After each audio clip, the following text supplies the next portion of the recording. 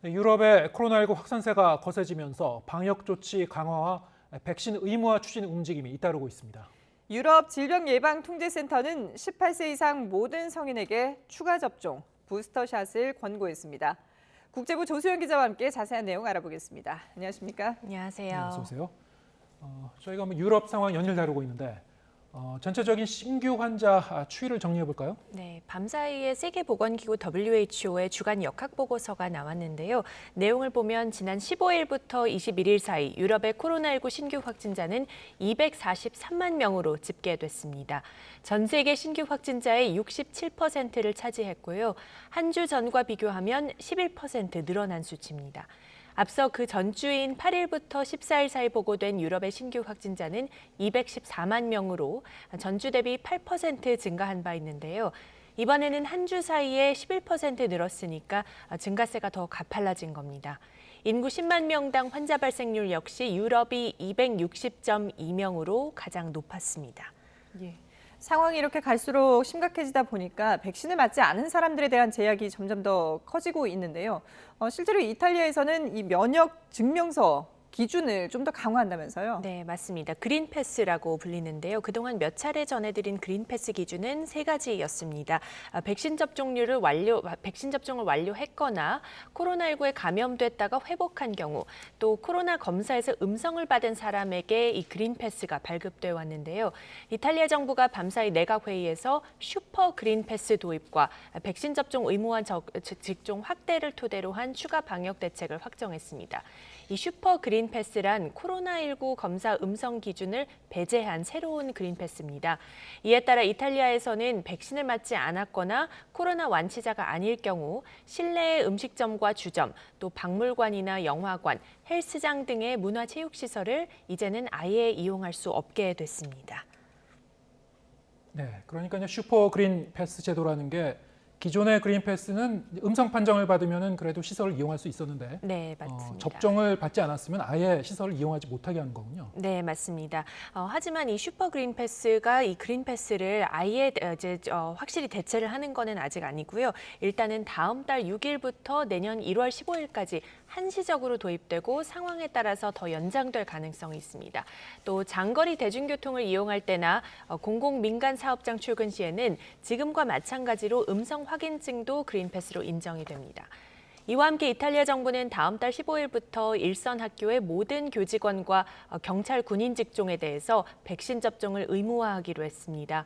백신 의무화 직종을 기존의 의료보건 종사자와 요양원 간호직에서 대폭 확대하는 조치입니다. 아울러 부스터샷 접종 범위를 현재는 이제 40세 이상인데 이것을 이제 18세 이상으로 넓히고 유럽의약품청과 이탈리아 의약품청 승인을 전제로 이르면 다음 달 초부터 5세에서 11세 어린이들의 백신 접종에도 들어갈 방침입니다.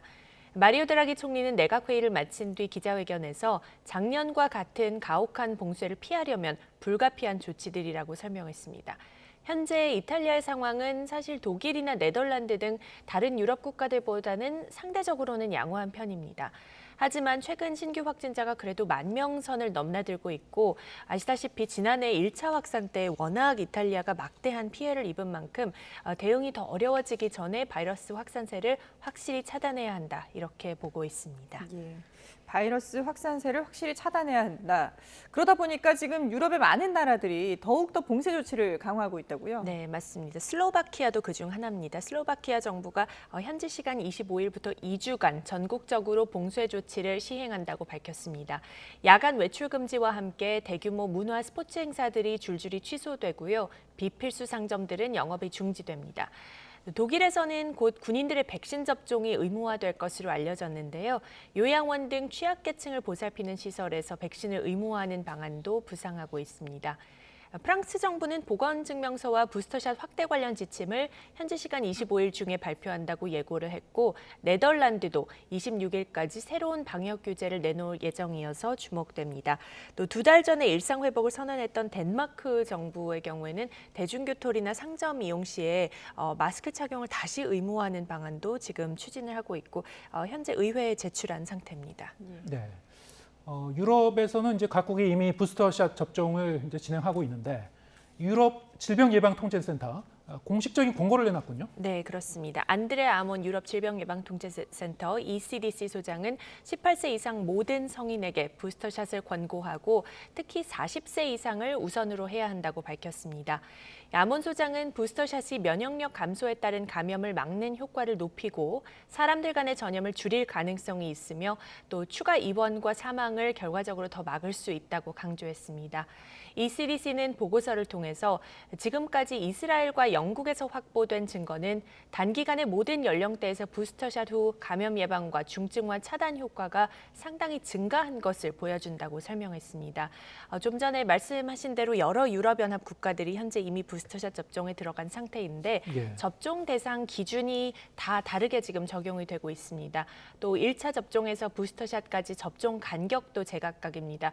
어제 전해드린 대로 이탈리아의 경우에는 6개월에서 5개월로 네. 단축하기도 했고 여기에 EU 전체 인구에서 지금 백신 접종을 완료한 비율은 65.7%가 되는데 회원국별로 보면 불가리아가 24.5%에 불과하고 또 포르투갈의 경우에는 81.5% 등으로 차이가 좀 큽니다. 예. 그래서 야몬 소장은 이런 접종률 차이가 면역력 공백을 만들고 코로나 확산 여지를 준다며 접종률이 낮은 회원국들의 백신 접종 속도를 앞으로 더 속도를 낼 것을 촉구하고 있습니다. 예, 부스터샷을 권고하고 있다는 소식까지 알아봤습니다.